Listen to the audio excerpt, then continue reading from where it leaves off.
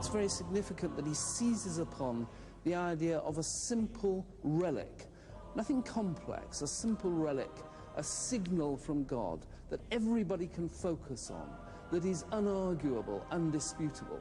It isn't a story, it isn't just a vision, it's a solid metal token of God's will. Peter Bartholomew handpicked a band of 12 disciples and dashed to the small church to dig up the floor where he said the Holy Lance was buried. After a day and night of frantic digging, hope had begun to fade. But Peter himself leaped into the pit inside the church and pulled out a piece of rusty metal.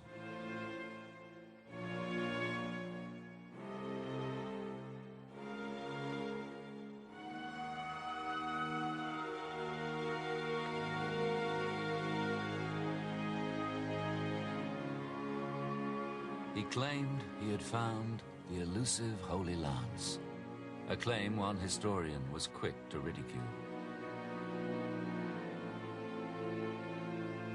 The holy man who proclaimed that the Messiah had a lance buried in the church was an extremely wily monk. He told them all, if you find it, you'll be victorious. Otherwise, you'll face a certain death. But before saying this, he went and buried the lance in the soil under the church, and then he covered his tracks. The holy relics is a very interesting thing because as the crusading armies went, the number of holy relics multiplied. And people who wanted to make the equivalent of a quick buck went and found more and more holy relics. As to what these objects really were is, you know, one can imagine anything. But the fact that they needed them shows that these holy relics became a primitive form of propaganda. The people in the army recovered their morale, their fighting will. This is a moment of violent religious exaltation. The mood in the army changes, aggression replaces defeatism. This is an army ready to fight. 6 lines of battle were drawn up by those of us inside the city.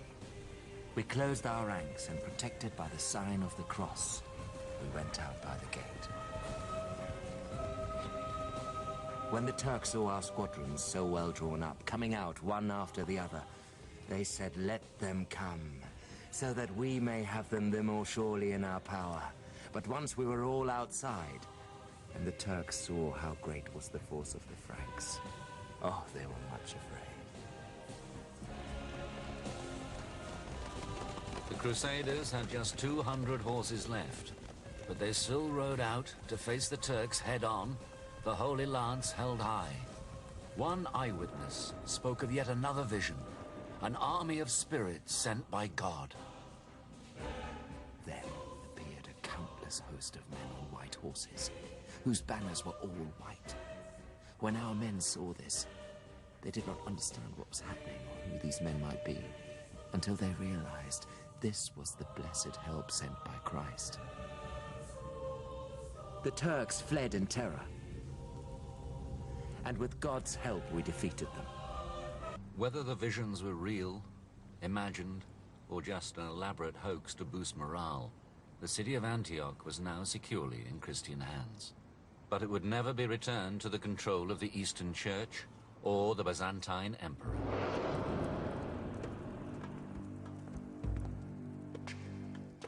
Bohemond reneged on the promise he had made to Alexius a year before and crowned himself Prince of Antioch. When Bohemond decided to hold on to Antioch, he had completely broken his promise to Alexius. The idea that he would return lands that he conquered to the Byzantine Emperor was in tatters. He had also fractured and destroyed one of the basic ideas, one of the pillars, the catalyst of the First Crusade. The idea of Pope Urban that the Western Church would work with the Byzantines to defeat the Muslims of the Near East was no longer sustainable. Great swathes of territory were now in Crusader hands. Baldwin controlled all the land around Edessa, and Bohemond the territory around Antioch. Both were now very rich men. By the end of 1098, as the leaders became increasingly consumed with running their new principalities, the crusade appeared to have run out of momentum. There are huge arguments right across the range of the leaders, all the way through different levels of the army, about where the crusade should go next. Should they immediately try to march on Jerusalem? Should they recover their strength? How long should they wait? What route should they take?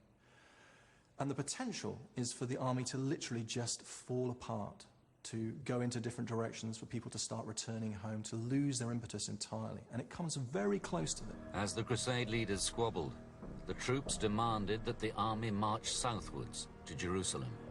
To them, the true goal of the crusade had been forgotten. Their anger and frustration finally boiled over in a small town 2 days' ride from Antioch, called Marat al-Numan. So this is where the legacy of the First Crusade really took place. I think it's a landmark for any historian to visit this place. This is where the First Crusader really made their violent legacy. It would be here that the Christians would commit one of the worst atrocities of the crusade. This is Dr. Taif al-Azhari's first visit to Marat al-Numan, the site of a shocking atrocity by members of the First Crusade. Tucked away in the northwest corner of Syria, this 11th century citadel has been all but forgotten. Its ruins are now little more than a playground to the children who emerged to shadow his tour.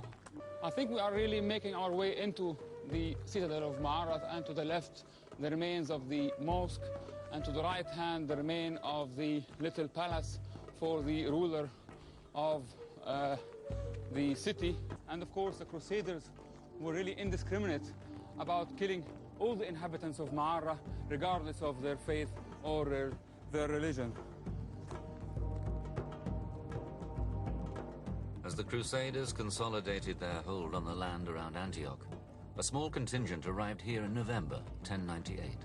We came to the city named Marat, not far off, in which many Turks and Saracens lived.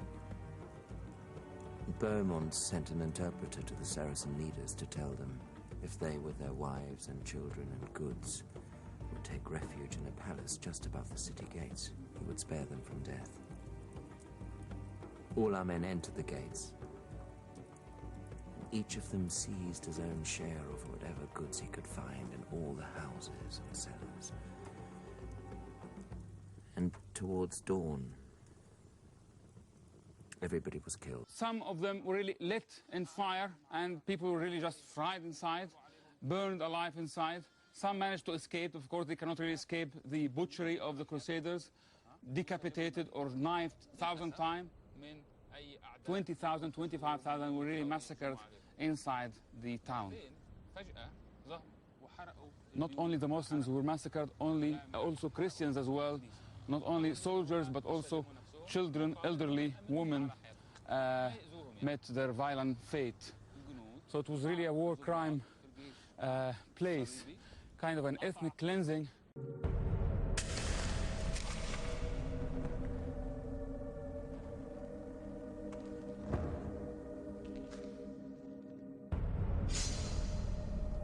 Indiscriminate massacre had become the calling card of the Crusader army.